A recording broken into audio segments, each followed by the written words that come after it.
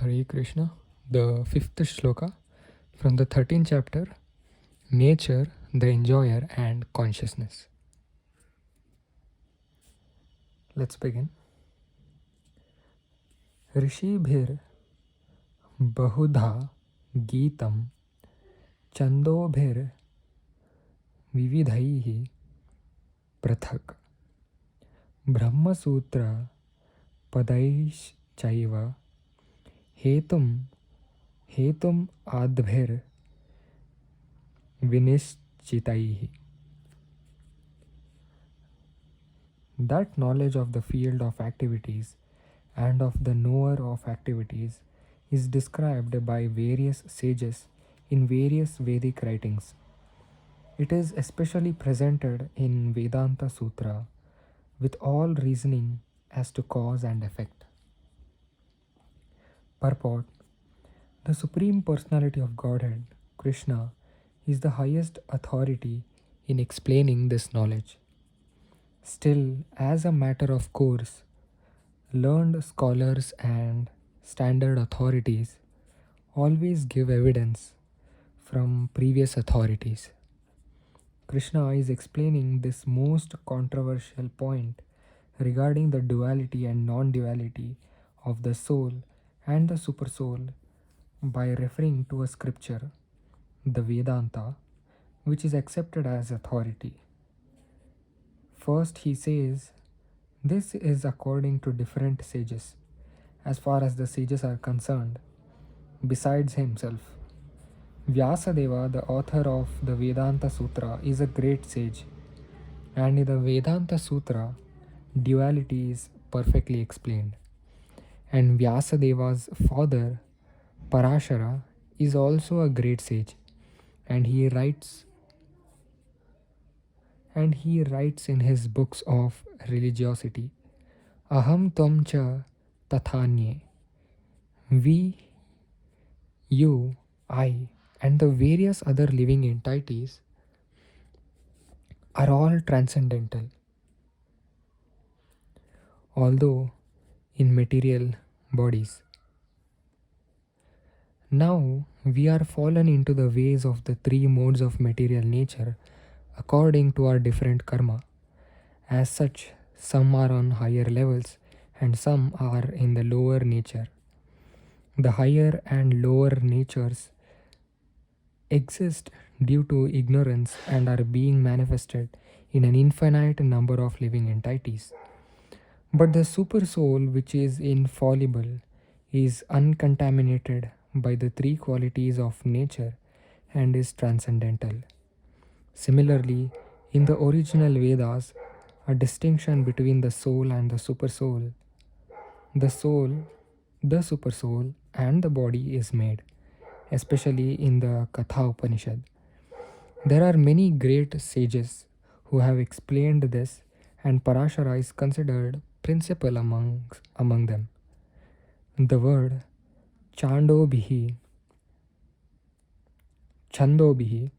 refers to the various Vedic literatures.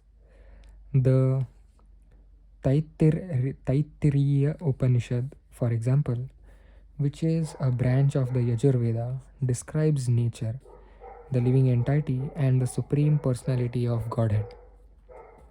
As stated before, Kshetra is the field of activities, and there are two kinds of Kshetrajna: the individual living entity and the supreme living entity. As stated in the Taittiriya Upanishad, Taittiriya Upanishad, Brahma Pucham Pratishtha. There is a manifestation of the Supreme Lord's energy known as Annamaya, dependence upon food for existence. This is a materialistic realization of the Supreme. Then in Pranamaya, after realizing the Supreme Absolute Truth in food, one can realize the Absolute Truth in the living symptoms or life forms.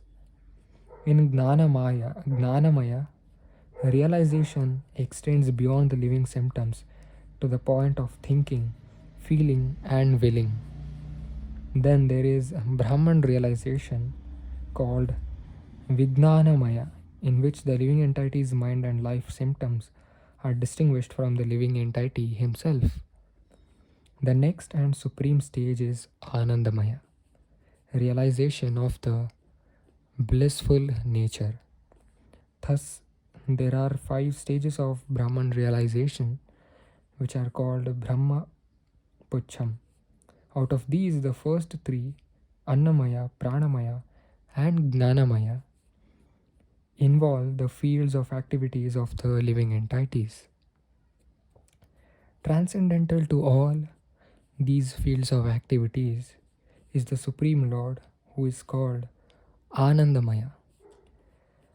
The Vedanta Sutra also describes the Supreme by saying Anandamayo Bhyasat. The Supreme Personality of Godhead is by nature full of joy. To enjoy his transcendental bliss, he expands into Vijnanamaya, Pranamaya, Gnanamaya, and Annamaya. In the field of activities, the living entity is considered to be the enjoyer, and different from him is the Anandamaya. That means that if the living entity decides to enjoy dovetailing himself with the Anandamaya, then he becomes perfect. This is the real picture of the Supreme Lord as the supreme knower of the field, the living entity as the subordinate knower, and the nature of the field of activities. One has to search for this truth in the Vedanta Sutra or Brahma Sutra. It is mentioned here that the codes of the Brahma Sutra are very nicely arranged according to cause and effect. Some of the sutras or aphorisms are Na Vyad Ashrutehe, Natma Shrutehe, and Parat tu Tachrutehe.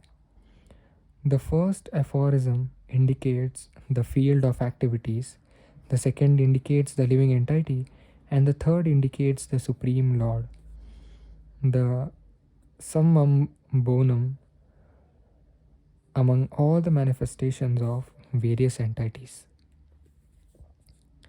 It seems to be a little confusing at the beginning, but as you keep on reading the descriptions and the purports from the Gita, you will be more clear as to what Krishna is exactly, uh, right, and what the knower and the Gnanamaya and what is the Prakriti. Everything will be clear.